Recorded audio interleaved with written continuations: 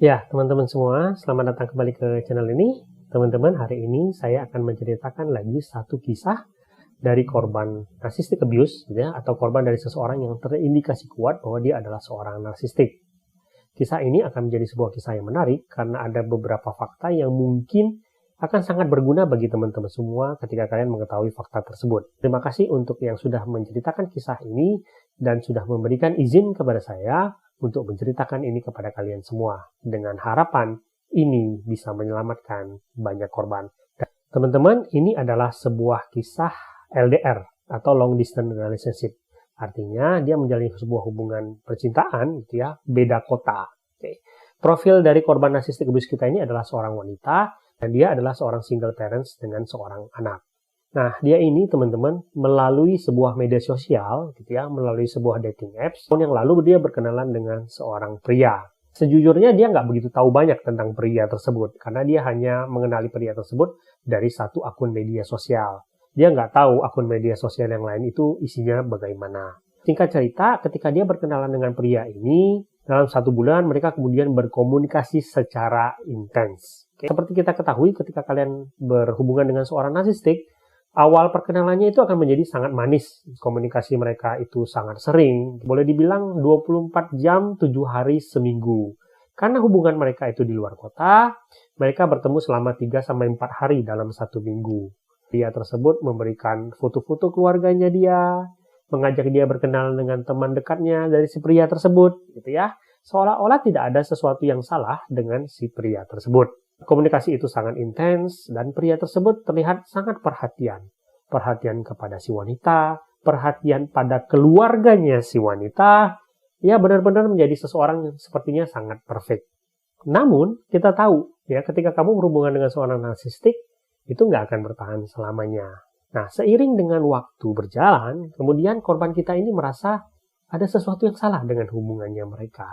Perlahan, dia merasa bahwa dia kok mulai kehilangan orang-orang terdekatnya dia. Dia mulai merasa terisolasi gitu, dengan alasan bahwa orang-orang terdekat dia itu memberikan hal-hal yang buruk buat dia. Si pria kemudian meminta dia memutuskan banyak kontak dengan orang-orang sekitarnya dia. Selain itu, si pria itu kemudian berubah menjadi makin posesif terhadap si wanita. Dia selalu ingin diutamakan, gitu ya. Bahkan mungkin tidak mengenal pekerjaan dan waktu. Si pria selalu menuntut si wanita untuk mengutamakan si pria. Setiap saat ketika si pria itu menghubungi si wanita, dia harus selalu diprioritaskan. Walaupun ketika si wanita itu sedang bekerja. Dan selain itu, yang membuat si wanita itu shock itu adalah si pria ini kemudian mengorek-ngorek masa lalunya si wanita tersebut. Nah, dia kemudian mengetahui tentang masa lalu si wanita tersebut, ya. Dia mencari tahu segala macam yang terjadi dengan masa lalu si wanita tersebut dan menggunakan, ya, masa lalu si wanita tersebut untuk dalam tanda kutip menyerang si wanita tersebut. Tentu seorang narsistik itu pintar menyerang seseorang. Dia menggunakan alasan-alasan logis gitu, bahwa dia ingin si wanita berubah menjadi lebih baik, gitu, mempergunakan keluarganya si wanita, menyerang si wanita dengan kesalahan-kesalahan yang dibuat di masa lalu untuk membuat si wanita itu kemudian merasa bahwa dia tuh semakin tidak berharga dari waktu ke waktu. Abuse verbal itu mulai perlahan-lahan sering dilakukan oleh si pria terhadap si wanita. Dia menyampaikan makian-makian, gitu ya. Dia menyampaikan serangan-serangan verbal melalui kata-kata yang tidak pantas, yang dari waktu ke waktu membuat si wanita itu semakin lama, itu semakin merasa bahwa dia tuh tidak berharga. Dia merasa mental dia itu semakin lama semakin tergerus. Bahkan dia juga menyerang sisi si wanita tersebut yang merupakan single parents. Dia sering mengatakan kepada si wanita bahwa nggak akan ada yang mau sama kamu. Nggak akan ada yang mau dengan wanita single parents yang udah punya anak seperti kamu. Gitu. Dia sering melontarkan perkataan-perkataan yang mengungkit masa lalu dan status si wanita untuk merendahkan si wanita dan menancapkan kontrol dia kepada si wanita. Nah, ingat, dia juga mempergunakan keluarga dari si wanita untuk menjadi backupnya dia. Sehingga ketika si wanita itu merasa ada yang salah, gitu ya, ketika dia berkonsultasi dengan keluarganya, dengan ibunya, si ibunya mungkin tidak sadar akan manipulasi tersebut dan dalam tanda kutip tanpa sadar, gitu ya, mengaminkan atau mengiyakan yang dilakukan oleh si pria kepada si wanita. dengan pemikiran bahwa oh mungkin dia jodoh yang dipersiapkan untuk kamu, untuk membuat kamu menjadi lebih baik, tanpa sadar bahwa sebenarnya si pria tersebut sebenarnya sedang melakukan devalue kepada si wanita. Isolasinya itu semakin lama semakin kuat. Urusan pekerjaan direcokin oleh si pria, teman-temannya, keluarganya juga pelan-pelan disingkirkan dari kehidupan si wanita. Termasuk banyak keputusan-keputusan hidup di dalam si wanita itu diambil oleh si pria. Sehingga si wanita merasa dia semakin lama semakin terisolasi dan juga semakin lumpuh secara finansial. Dia semakin lama merasa semakin terkontrol oleh si pria. Nah, si wanita, teman-teman, mulai merasa bahwa kok sesuatu ada yang salah ya di dalam hubungan saya ini. Kenapa saya merasa mental saya itu semakin lama semakin tergerus gitu ya. Nah, dia kemudian mulai memberanikan diri untuk bertanya kepada temannya yang seorang psikolog. Nah, sedikit teman-teman, ini fakta pertama ya, bahwa korban kita ini adalah seorang psikolog juga, teman-teman. Tetapi dia tidak sadar bahwa dia itu sedang dimanipulasi. Nah, ini pelajaran ya, teman-teman. Seperti dulu saya pernah katakan, ketika kita jadi seorang psikolog misalnya, ya kita ini juga manusia biasa. Tidak ada jaminan bahwa kita tidak akan termanipulasi. Seorang dokter itu juga bisa sakit. Seorang dokter tidak bisa menyembuhkan dirinya sendiri, misalnya begitu. Nah, ketika kalian misalnya adalah seorang psikolog, tidak usah malu, tidak usah takut untuk meminta bantuan. Dalam tanda kutip, sesuatu yang normal ketika misalnya kalian juga termanipulasi. Kalian tuh cuma manusia biasa yang bisa juga termanipulasi. Dan ini terbukti pada kejadian dengan teman kita ini. Untungnya dia sadar itu. Dia kemudian berusaha mencari bantuan kepada psikolog. Ada satu fakta yang mengejutkan yang dia dapatkan. Ternyata si pria itu bukan seseorang yang single. Ternyata si pria ini punya hubungan lain di luar sana. Nah, berdasarkan pengetahuan tersebut, berdasarkan kesadaran bahwa hubungan ini membunuh mentalnya dia memberanikan diri untuk tegas kepada si pria untuk mengakhiri hubungan. Nah, teman-teman tahu nggak apa yang terjadi? Ketika dia berani tegas memutuskan hubungan dengan si pria tersebut berubah 180 derajat. Dari sangat abusif, membentak-bentak, sering menyerang dia secara verbal, kemudian berubah menjadi seseorang yang kembali melakukan love bombing. Dia memohon-mohon, merengek-rengek gitu ya, mencari berbagai macam alasan, tidak mau mengakui kalau dia ternyata tidak single. Ini adalah satu pelajaran penting bagi si wanita dan mungkin bagi teman-teman kalian semua. Ketika kamu berhadapan dengan seorang narsistik, ketika kamu secara tegas gitu ya, berani melawan mereka, ada kalanya mereka tuh kemudian berubah menjadi ketakutan dan menjadi lembek terhadap kalian.